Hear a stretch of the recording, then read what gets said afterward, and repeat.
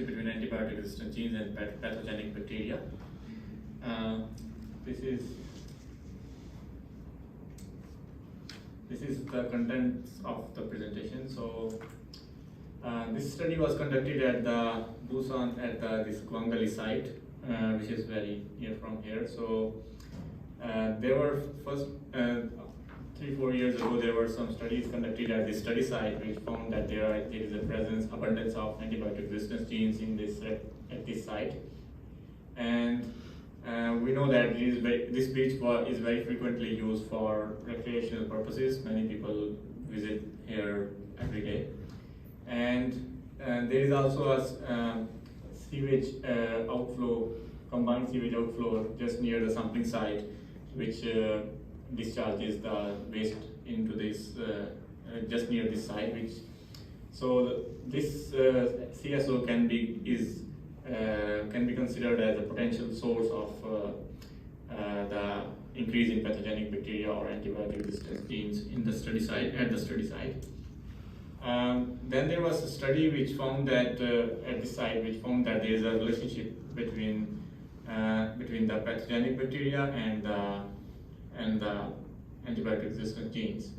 So in this case, they found that there were 2 or 3 common pathogenic bacteria, like Acinetobacter and Pseudomonas and Prevotella, and they found through NGS and network analysis, NGS data, and then performing network analysis on it, they found that these bacteria act as potential hosts for these antibiotic resistant genes.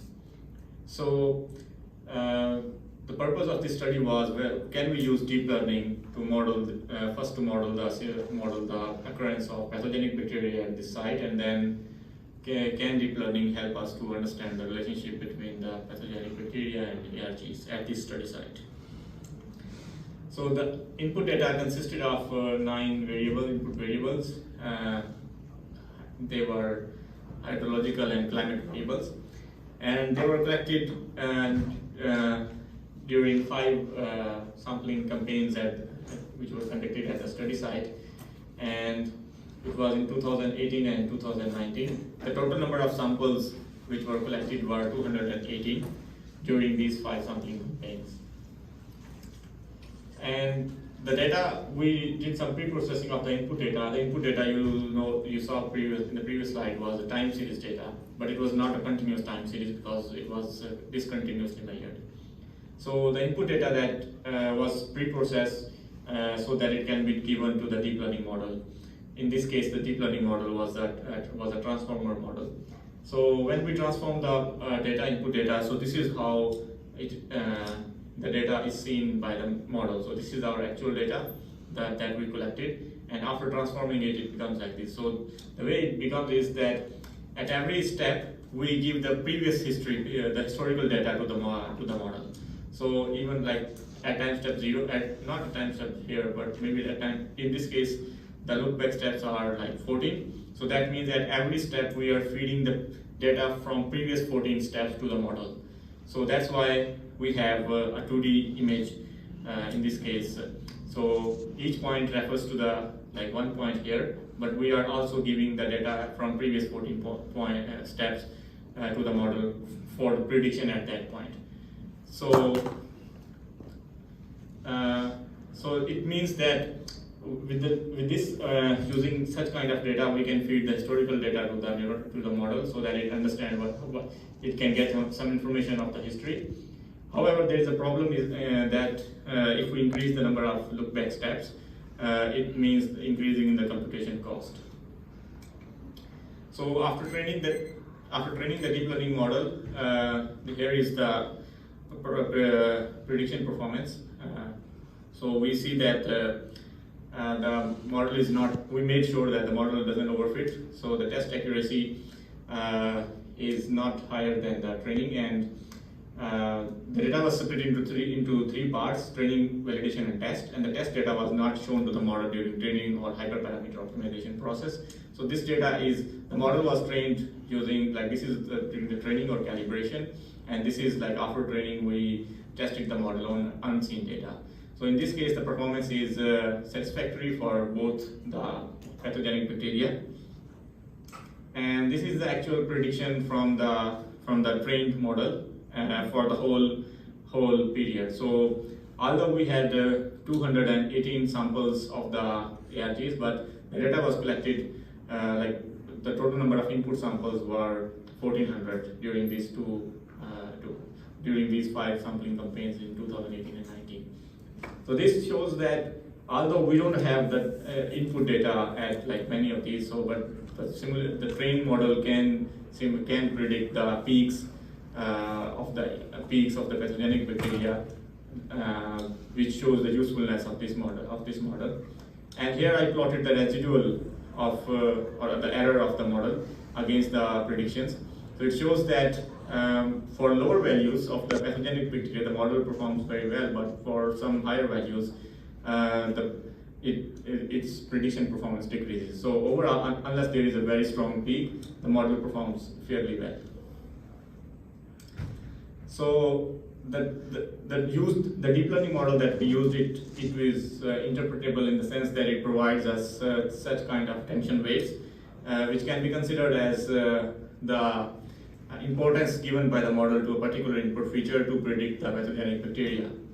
So in this case, we plotted the attention weights of the model for some of the important input features. So this shows that how much attention, how much importance the model is giving to these input features when the model predicted the pathogenic bacteria. So if we look at the y-axis, the scale of the color bars, we see that salinity and precipitation are the most important parameters which are affecting the prediction of the pathogenic bacteria, which is understandable because precipitation and salinity, they are like salinity is anthropogenic and precipitation is also very much related to the increase in pathogenic bacteria.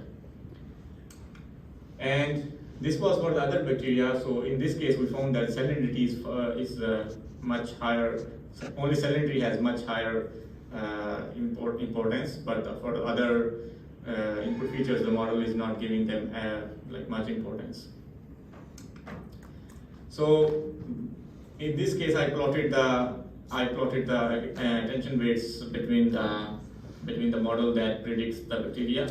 So this is the attention weights from the model that predicts Acinetobacter bacteria. This is the attention weights from the model that predicts Pseudomonas. And these two are the models from the previous study, which was conducted from this side to predict the ARGs. So this is the previous study. These results are from the previous study for simulation of the ARGs, and these are the results from current study to predict these two pathogenic bacteria. And what we plotted was that like how much attention is model giving to the precipitation. So in this case, these are the same attention maps which we plotted before, but only for precipitation using different deep learning models.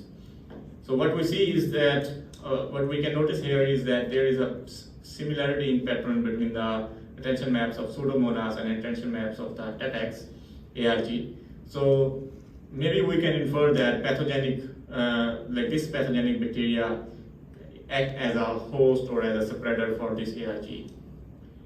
However, for the other, we cannot say from this figure, or the model doesn't show any relationship between the Acinetobacter and this ARG or Acinetobacter and this ARG. And this is the response of the models, all the 4 models, to the salinity, because we saw that precipitation and salinity were the most important input features. So we plotted the model's response to the salinity, and these two are the deep learning models for simulation of the bacteria, and these two are the models which simulated the ARGs. In this case, we see that there is a trend. The trend in the salinity, they are reflected in the attention maps of the pathogenic bacteria, but not here. So actually this salinity data here, they are the same, they are just shown here for the comparison. But we see that there are like higher salinity here and also higher salinity here. The peaks are like correlated with the higher attention weights in the pathogenic bacteria, but this is not reflected in the model that simulates the ARGs. So this apparently shows that the models that predict the pathogenic bacteria, they are more correlated by the salinity values or increase in salinity values as compared to the models that predict the ARTs. However, there is another limitation in these attention maps. We cannot infer from these attention maps that which historical time step is more important for the simulation, because the attention maps are like the pattern is vertical. So we don't know whether the input data, for example, in this case, the salinity at this time step was more important, or the salinity at the like 5.0 represents 2.5 hours. So in this case, whether this was more important, or whether this time step was more important, or whether this time step was more important. So this is one limitation of this deep learning model. So overall conclusion is that the deep learning models, in this case, the deep transformer was the deep learning model. So this deep learning model can simulate pathogenic bacteria with high prediction performance, but having high prediction performance doesn't necessarily reflect that it is interpretable, or it finds out it is truly interpretable or explainable. However, there are some indications that the Pseudomonas bacteria can act as a potential host for the TETx ART. And yeah, that's all from my presentation. Thank you.